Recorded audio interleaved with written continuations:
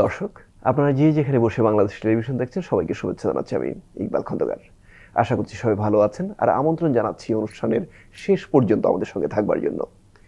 এই অনুষ্ঠানে আমরা সোশ্যাল মিডিয়ায় সর্বাধিক প্রচারিত গানগুলোর ভিডিও অর্থাৎ মিউজিক ভিডিও প্রচার করে থাকি। সেই সঙ্গে কথা বলি সেই সব গানের জনপ্রিয় শিল্পীদের সঙ্গে।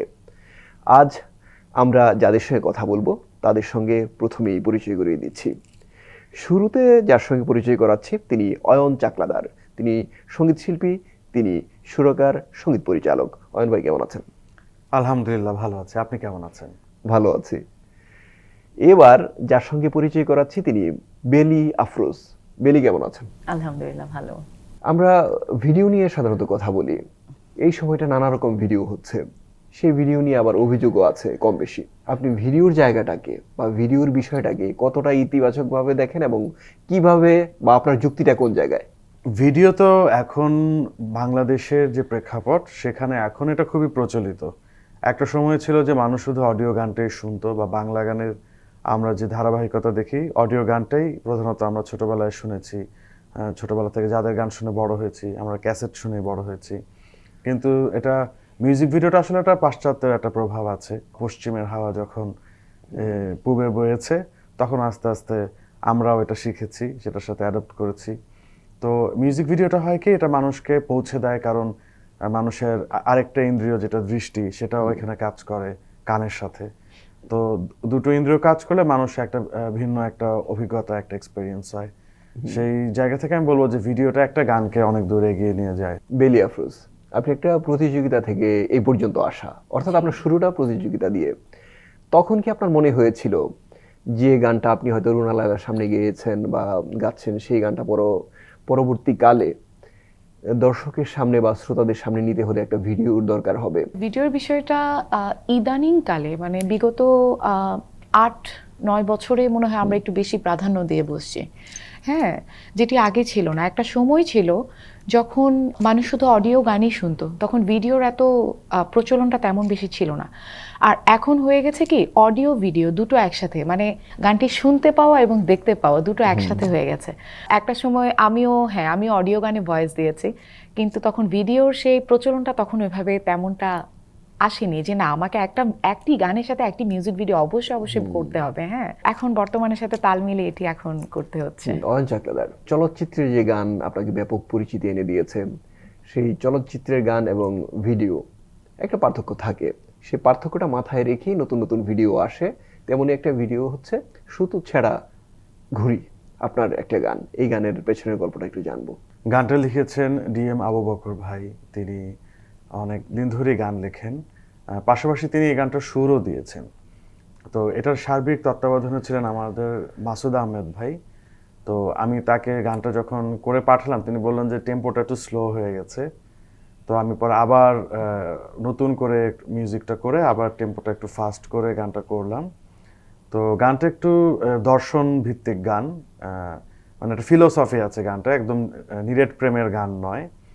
পাশাপাশি হচ্ছে গানটার মিউজিক ভিডিও কক্সবাজারে শ্যুট করা হয়েছিল সিম্পলের মধ্যে। তো আমরা চেষ্টা করেছি একটু ডিফারেন্ট কিছু করার, বাকিটা তো শ্রোতা দর্শকরা বলবেন তাদের কাছে কেমন লাগে। বেলি আফরোজ, এই যে একটা গানের মিউজিক ভিডিও কক্সবাজারে হচ্ছে কিংবা দেশের বাইরে হচ্ছে, এই যে স্থান নির্বাচনের জায়গাটা, সেখানে একজন শিল্পীর কতটা মতামতকে প্রাধান্য দেওয়া হয় কিংবা একজন ডিরেক্টর কতটা নির্ধারণ করেন? এটি সবকিছু মিলিয়ে আমি বলবো এটিতে বাজেটেরও একটি ব্যাপার স্যাপার থাকে। হ্যাঁ, যে একটি গানের পেছনে আপনি কতটা ইনভেস্ট করতে যাচ্ছেন, গানটি কি টাইপ। হ্যাঁ, গানের সিকোয়েন্সের উপর নির্ভর করে সেটি ধারণ করা হয় যে আমরা এটি শুট কোথায় করব, কোথায় করছি। অনেক সময় এমনও হয় যে আমরা একটি সিটে বসে কিন্তু একটা স্টুডিও ভার্সন করে আমরা গান বের করছি। আমার কাছে মনে হয় কি, আমি প্রথমত প্রাধান্য দেই আপনার অডিওটার উপর, যে প্রথমত অডিও দেন ভিডিও। হ্যাঁ, এখন বিষয়টা হয়ে গেছে যে ভিডিওর উপর কিন্তু অনেকটা মার্কেটিং হয়ে যায়। হ্যাঁ, ভিডিও কিন্তু অনেকটা, যে গান তেমনটা ফোকাস না, কিন্তু ভিডিও মার্কেটিং হয়ে মানে এটা খুব একেবারে পপুলার হয়ে গেছে। আমরা গানের কথাই শুনছিলাম, তবে তার আগে শুনছিলাম সুতো ছেঁড়া ঘুড়ি, এই গানের পেছনের গল্প অয়ন চাকলাদারের গান। গানটির কথা এবং সুর DM আবু বকর, আর সঙ্গীত পরিচালনা করেছেন অয়ন চাকলাদার। সুতো ছেঁড়া ঘুড়ি। সুতো ছেঁড়া মন ঘুড়িটা উড়ে কেবল উড়ে, সুতো ছেঁড়া মন ঘুড়িটা উড়ে কেবল উড়ে। দর্শক, সুতু ছেঁড়া ঘুড়ি এই গানটি দেখছিলাম অয়ন চাকলাদারের গান। এখন দেখবো বেলি আফরোজের গান। গানটির শিরোনাম ভালো থাকুক মন। ভালো থাকুক মন, পেছনের গল্পটা একটু শুনি। এই গানটি ছিল আমার প্রথম অ্যালবাম সং। তখন কিন্তু অ্যালবামের প্রচলন ছিল 2015 সনে। এটা আমি প্রথম রিলিজ করি এবং অ্যালবামটি যখন রিলিজ করি তখন এই গানের সুর সঙ্গীত করেছিলেন বাপ্পা মজুমদার দাদা। তো দাদা বলছিলেন কি বেলি, এই গানের যদি তুমি মিউজিক ভিডিও না করো তাহলে কিন্তু গানটা মানে তখনটা মানে এতটা আসলে মানে থাকে না যে একটা মন থেকে আসা। তো আমি দাদাকে বলছিলাম, দাদা এটা ভিডিও কি করা কি বেশি দরকার? বলে বেলি এখন গান, এখন মিউজিক ভিডিও মানে উইদাউট মিউজিক ভিডিও এখন কিন্তু গান মানুষের কাছে পৌঁছায় না। তখন আমি করলাম কি সোজা কক্সবাজার চলে গেলাম, প্রায় 3-4টি গান নিয়ে একেবারে। তো গানটির মিউজিক ভিডিও হলো, তারপর এই তো। আর গানটি হচ্ছে একেবারে আমি যেটাকে গান করি, হ্যাঁ, ভালো থাকুক মন হচ্ছে সম্পূর্ণ একটু ভিন্ন ধর্মী, মানে একটু ব্যান্ড ফ্লেভার গানটির মধ্যে। মানে বাপ্পাদা যেটাকে গান করেন একদম ওইটাকের একটা ফিল আছে গানটার মধ্যে। তো আমার খুব শখ ছিল যে আমি দাদার সুরসঙ্গীতে একটি গান গাইবো এবং সেটিই হয়েছে। আমরা যখন চলচ্চিত্রের গান দেখি আমাদের সামনে একটা দৃশ্য ভাসে এবং সেই দৃশ্যটা আমরা বহু বছর ধরে দেখে আসছি, কারণ চলচ্চিত্রের বিষয়টা আমাদের কাছে নতুন না, যুগ যুগ ধরে চলছে। তো ভিডিওর বিষয়টা নতুন আমাদের কাছে, সেখানে একটা পার্থক্য রাখতে হয়। সেটাও হয়তো দেখা যায় পর্দায়, কিন্তু এটাও দেখা যায়, কিন্তু একটা পার্থক্য কোথাও না কোথাও রাখতে হয়। আপনার চলনিরালায় এই গানটা এত জনপ্রিয় হওয়ার পরেও কিন্তু একজন শিল্পী পেছনে পেছনে বলতে পর্দায় তো আর শিল্পীকে দেখা যাবে না, কিন্তু মিউজিক ভিডিওতে আপনাকে দেখা যাচ্ছে। জি, এই যে আপনাকে দেখা যাওয়ার প্রাথমিক একটা প্রস্তুতি, সেই প্রস্তুতিটা একজন শিল্পী হিসেবে আপনার কেমন থাকে? আমি সবসময় প্রস্তুতি বলতে মেকআপটা একটু ভালোভাবে নেওয়ার চেষ্টা করি।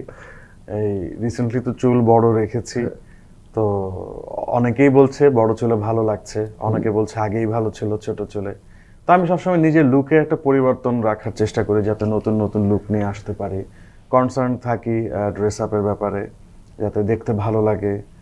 কন্ট্রাস্ট থাকে যাতে আমার সহশিল্পী যিনি থাকেন তার সাথে মানে একটা যাতে ম্যাচিং এর বিষয়টা যাতে সুন্দর হয়, এগুলো সবসময় মাথায় রেখে কাজ করার চেষ্টা করি। বেলি, আপনার ব্যাপারে একটা কথা প্রচলিত আছে যে আপনার স্টেজে যখন আপনি গান করেন আপনার পারফরমেন্স বা আপনার পরিবেশনা একেবারে নাচে গানে ভরপুর। সেখানে আলাদা কোনো প্রস্তুতি নিতে হয় নাকি আপনার এমনিতেই চলে আসে? আমি কিছুটা ফলো করি, এটি সত্য কথা। যেমন বাইরের যেমন আমরা যদি বলতে যাই যে শাকিরা বা জেনিফার, আমরা ওনাদের যদি দেখি, যেমন আমাদের বাংলাদেশের আমাদের মহাগৌরী যিনি ছিলেন, আমার পাওয়ার ভয়েসে বলবো যে মহাগৌরী ছিলেন আমাদের শ্রদ্ধেয় রুনা লায়লা ম্যাডাম। আপনি ওনাকেও দেখুন, ওনার কিন্তু অঙ্গি ভঙ্গির একটা বিষয় থাকে, হ্যাঁ, যেটাকে আমরা পারফরমেন্স হিসেবে আমরা অলওয়েজ নেই। তো আমার কাছে মনে হয় কি, আমি যখন চটুল গান গাইছি, আমি যখন কিছু ফার্স্ট রিদমিক সং করছি, তো কেননা আমি একটু নেচে গিয়ে মানে এটি আসলে আমার মধ্যে চলে আসে। আর প্রথমত আমি একজন পারফর্মার, আমার দর্শক চাই আমাকে এইভাবে। সো এটাতে একেবারে কোনো মানা নেই, কোনো বাধা নেই। দর্শক, ভালো থাকুক মন, এখন আমরা যে গানটি দেখবো সেটি শিরোনাম বেলি আফরোজের গান। গানটির কথা লিখেছেন রবিউল ইসলাম জীবন, সুর এবং সঙ্গীত করেছেন বাপ্পা মজুমদার। ভালো থাকুক হৃদয় তোমার, ভালো থাকুক মন, ভালো লাগলে করো আমায় তোমার আপনজন। দর্শক, ভালো থাকুক মন এই গানটি আমরা দেখছিলাম বেলি আফরোজের গান। এখন যে গানটি আপনাদের দেখাবো সেই গানটির শিরোনাম খুঁজে নেবে কি, অয়ন চাকলাদারের গান। খুঁজে নেবে কি, এই গানের পেছনের গল্পটা একটু জানবো। গানটা লিখেছেন ঝুমুর আক্তার আপু, গানটার সুর আমারই করা ছিল। গানটি গেয়েছি আমি এবং বৃষ্টি। তো এটা গানটা কয়েক বছর আগে করা ছিল, মানে করোনার থেকে যখন আমরা উত্তরণ করছি ঠিক ওই সময়টায় এই মিউজিক ভিডিওটা হয়েছিল। মানে দীর্ঘদিন ঘরে বসে থাকার পর এটাই ছিল আমার প্রথম মিউজিক ভিডিও। গানটার মিউজিক ভিডিও বানিয়েছিলেন সৈকত রেজা ভাই, আমি এবং শাকিলা পারভিন ছিলাম, পারফর্ম করেছিলাম। গানটি আমরা দেখাবো একটু পরে। আপনার সঙ্গে একটু কথা বলি। আপনি ছোটবেলায় ড্রামার ছিলেন, সেই বিষয়টা কতটা সাপোর্ট দিয়েছে পরবর্তী সময়ে গান গাওয়ার ক্ষেত্রে? আমি ড্রামস বাজাতাম এবং গান গাইতাম, দুটো একসাথেই। তো পরে আমি কমার্শিয়ালভাবে বাইরে গান গাওয়া স্টার্ট করি। আর ড্রামসের বিষয়টা হচ্ছে আমার এটির প্রতি ফোকাস ছিল কেন, কারণ আমার কাছে মনে হয় যে মেয়েরা কেন কিছু স্পেশাল কিছু করতে পারবে না, হ্যাঁ, ওয়াই নট। যে আমার এটাই মনে হতো যে না মেয়ে মানে সবার মধ্যে একটা কথা শুনি না যে আরে মেয়ে মানুষ কেন করবে, হ্যাঁ মেয়ে মানুষ এটাই। তো আমি এই কথাটি না শুনতে পাওয়ার জন্য আমার মূলত আসলে ড্রামসটা আমার শেখা, এবং এটি শেখা হচ্ছে আমার ভাইয়ের কাছ থেকে, এবং এটি পরবর্তী আমাকে আসলে ভালো একটি চমৎকার একটি অ্যাফোর্ড দেয়। সেটি অ্যাফোর্ডটা দেয় যখন আমি পাওয়ার ভয়েস 2012-এ আসি, চিহ্নিত করা হয় যে ড্রামার বেলি হিসেবে, যে আমাদের একজন কন্টেস্টেন্ট আছে পাওয়ার ভয়েসের, সে আবার একজন ড্রামার, কিন্তু সে একজন রিদমার, হ্যাঁ সে ড্রামস বাজাতে পারে। এটি আমাকে অনেকটা অ্যাফোর্ড দিয়েছে, আমি নিজে ড্রামস বাজিয়ে তখন সেখানে পারফরমেন্স করি, এই তো। আর ড্রামসের বিষয়টা বলতে গেলে এটি আমার ভালো লাগা থেকে একেবারে শেখা, এবং এখনো এটির প্রতি আমার একটি ভীষণ শ্রদ্ধা আর ভালো লাগা আছে। এটা কিন্তু খুব রেয়ার যে মেয়েরা ড্রামস বাজায়, এবং ইনস্ট্রুমেন্টে আমাদের দেশে একেবারে। মেয়েরা খুব একটা বাজায় না। I wanted to do এবং some different আরেকটা from কঠিন others. বিষয় হচ্ছে ড্রামস বাজিয়ে আপনি বলছেন গান একসাথে, এটা কিন্তু খুব কঠিন একটা কাজ। ড্রামস আর- কিংবা তবলা বাজিয়ে গান কারণ গাওয়া। ড্রামসটা হচ্ছে না Rhythm একেবারে instrument. ম্যানুয়াল একটা বিষয়, হ্যাঁ যেমন অক্টোপেডটা হচ্ছে ইলেকট্রিক ইয়ে থেকে আসছে, কিন্তু ড্রামসের বিষয়টা হচ্ছে একেবারে আমার হাত পা পা, সব একসাথে, এবং অনেক শক্তিও লাগে কিন্তু পিওর ম্যানুয়াল বাজাতে। ইয়েতে বাজছে। তো সবকিছু মিলিয়ে মনে হয় কি একজন মেয়ে হিসেবে আমার কাছে এটি আমি খুব আমার কাছে খুব ভালো লাগে। বেলির যেমন ড্রাম বাজানোর একটা বাড়তি গুণ আছে, আপনার যে বাড়তি গুণ আছে, আপনি সুর করতে পারেন, সঙ্গীত পরিচালনা করতে পারেন, সেই গুণগুলো একজন গায়ককে কতটা সহযোগিতা করে কিংবা কতটা বাধাগ্রস্ত করে? বাধাগ্রস্ত একেবারেই করে না, পুরোটাই সহযোগিতা করে। আর ইনস্ট্রুমেন্ট বাজানোর কথা বলছিলেন আপু, আমিও গিটারের রিদম বাজাই, টুকটাক কিবোর্ড বাজাতে পারি। এই বিষয়গুলোই কিন্তু আমাকে মিউজিক প্রডিউসার যেটাকে বলে, বা সঙ্গীত পরিচালক যদি বলি, যদিও দুটো আলাদা, তবুও ওই যে মানে কম্পিউটার সেট আপ করে নিজের একটা সেট আপ থেকে যে নিজের গানটা নিজে তৈরি করতে পারা, গানটা নিজে তৈরি। সেই তৈরি করতে পারার সক্ষমতাটা কিন্তু আমি ওই ইনস্ট্রুমেন্ট দু একটা বাজাতে পারি বলেই হয়েছে। শুরুর দিকে কিন্তু আমার গানগুলো আমি নিজেই করেছি, সো এটা আমাকে হেল্প করেছে। দর্শক, এখন আমরা যে গানটি দেখব সেই গানটির শিরোনাম খুঁজে নেবে কি। গানটির কথা লিখেছেন ঝুমুর আক্তার, সুর এবং সঙ্গীত পরিচালনা করেছেন অয়ন চাকলাদার। খুঁজে নেবে কি। আর এই গানটি অয়ন চাকলাদারের সঙ্গে গেয়েছেন বৃষ্টি। রাত শেষে ভোর ডাকে পাখি, প্রিয় তুমি খোলো আঁখি। দর্শক, খুঁজে নেবে কি এই গানটি আমরা দেখছিলাম। এখন অর্থাৎ একটু পরেই যে গানটি আপনাদের দেখাবো সেই গানটির শিরোনাম মেঘলা মন, বেলি আফরোজের গান মেঘলা মন। একটু পেছনের গল্পটা শুনে নেই, তারপর আরো কিছু কথা আছে। মেঘলা মন একেবারে খুব অন্যরকম একটি ট্র্যাক, এবং এটি আমাদের সবার প্রিয় আসিফ আকবর ভাইয়ের সাথে আমার গানটি গাওয়া হয়েছিল। আমার প্রথম ডুয়েট সং এটি আসিফ ভাইয়ের সাথে। ভাইয়ার কাছে আমি যখন যাই, আমি গিয়ে বলি যে ভাই আমার আপনার ভয়েসটা আমি শুনতে শুনতে বড় হয়েছি, সো আমাকে একটা গান আপনাকে করে দিতেই হবে। তো ভাইয়া বলল দেখো আমি তোমাদের পাওয়ার ভয়েসের প্রত্যেকটা কন্টেস্টেন্টের আমি সবার গান শুনেছি, বাট তোমার আমার একটা বিষয় আমার খুব ভালো লেগেছে, সেটা হচ্ছে মানে তুমি হাই পিচে অনেক চমৎকার গাইতে পারো। তাহলে আমি একটা গান আমি রেডি করতে বলবো প্রীতমকে, সেটা হচ্ছে একেবারে যেন হাই পিচে গাইতে পারো তুমি, ওই টাইপস একটা সং আমি রেডি করতে বলবো। দেন গানটি রেডি হলো, এবং এই গানেরও সেম, যখন রেডি হয়েছে গানটি তখন আমরা এটির মিউজিক ভিডিও করতে চলে যাই কক্সবাজার, এবং এই গানের সাথে আরও কয়েকটি মিউজিক ভিডিও করি। বাট এরপরে ভাইয়া নিজের চ্যানেলে পাবলিশ করার জন্য একটি সং আমাকে দিয়ে আবার গাইয়েছিলেন। মেঘলা মন যে গানটি হয়েছিল এটি একেবারে মানে পিওর রোমান্টিক একটা সং ছিল, একটু কিছুটা ফিল্মি বিষয় ছিল। আমরা যখন গান শুনি তখন দেখি যে একজন শিল্পী আরেকজন শিল্পীর সঙ্গে গান গাইছেন, কিন্তু একজনের সঙ্গে আরেকজনের যুক্ত হওয়ার পিছনে অনেক বড় বড় গল্প থাকে। সেই গল্পগুলো একজন শিল্পী যতটা না জানেন তার চেয়ে বেশি জানেন হচ্ছে একজন সুরকার কিংবা সঙ্গীত পরিচালক। যখন একজন নতুন কেউ আপনার সঙ্গে গান করতে চান, কিংবা একজন পুরনো কেউ আপনার চেয়ে পুরনো গান করতে চান, কোন জায়গাটায় আপনার অবস্থান কি থাকে বা কি ধরনের প্রস্তুতি থাকে?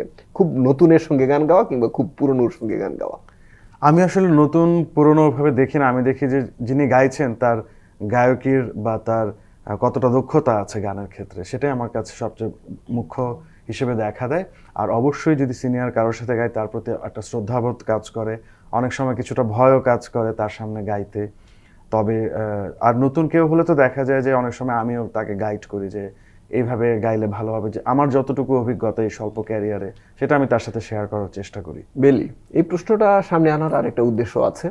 আপনি কুমার শানুর সঙ্গে গান গেয়েছেন, সেখানে আপনার প্রস্তুতিটা কিরকম ছিল? আমি যখন গিয়েছিলাম মুম্বাই, আমার কুমার শানুজি ওনার সাথে গান গাইতে, তো ওনার একটা বিষয় ছিল কি, উনি এত বড় একজন সেলিব্রিটি, ওনার বিষয়টা ছিল কি, উনি আমার সামনে আমাকে এতটা ইন্সপায়ার করছিলেন যে আমি না তখন ভুলেই গিয়েছিলাম যে মানে আমি তখন আমার গানের যে লাইনটা ছিল, হ্যাঁ আমি তখন খুব হাই পিচে গাচ্ছিলাম। তো তিনি বলছিলেন যে বাহ বাহ বাহ, মেয়েটা তো ভালো গাচ্ছে, ভালো গাইছে। হ্যাঁ, তো এই যে ইন্সপায়ার করার যে বিষয়টা, হ্যাঁ ভাইয়াও বলছিলেন যে ইন্সপায়ার করার বিষয়টা, এটা কিন্তু একটা সঙ্গীত শিল্পীকে কিন্তু অনেকটা দূর এগিয়ে দেয়। অনেক সময় হয় কি যে আমরা কিন্তু ভয় পেয়ে হয়তো বা ভয়েসটা স্ট্যান্ডিং নোট হয়তো আমার কাঁপছে, বা আমি একটু সুরটা একটু এদিক এদিক ওদিক ওদিক ছুটে হয়ে যাচ্ছে, যাচ্ছে। হ্যাঁ এটা অনেকটা সময় হয় কি একটু ভয়ের কারণে হয়ে যায় অনেকটা সময়। তো একটু ইন্সপায়ার বিষয়টা একটু একটু ব্যাপার আছে, ইন্সপায়ার করলে তো আমরা আসলে কিছুটা ইন্সপায়ার হই, তখন গানের সেই আউটপুটটা বেটার হয়। আউটপুটটা বেটার হয়। প্রত্যেকটা জায়গায় পরিবর্তন আসে। মিউজিক ভিডিও একভাবে চলছে, অনেকদিন ধরেই চলছে। আপনার দৃষ্টিতে চিন্তা ভাবনা করছেন যে যেভাবে চলছে মিউজিক ভিডিওর এই ধাপটা সেভাবেই চলবে, নাকি খানিকটা পরিবর্তন আসা দরকার, বা আনছেন বা ভাবছেন? সময়ের পাশাপাশি পরিবর্তন আসবেই। যেমন এই সময় একটা অনেক বড় পরিবর্তন নিয়ে আসবে হচ্ছে এআই। আগামী কয়েক বছরের মধ্যে অলরেডি শুরু হয়ে গেছে, দেখবেন যে মিউজিক ভিডিও এআই দিয়ে হচ্ছে। দেখা যাবে একজন মডেলিং করছে, আসলে ওটা আমি না, ওটা এআই। এরকম অলরেডি এআই দিয়ে কিন্তু কাজ শুরু হয়ে গেছে। এবং সামনে আপনার শুধু গান নয়, মিউজিক ভিডিও, অ্যাডভার্টাইজমেন্ট, গান সবকিছুতে এআই এর একটা প্রচন্ড প্রভাব আসতে যাচ্ছে, এবং সেটা খুব নিকট ভবিষ্যতেই বলে আমার ধারণা।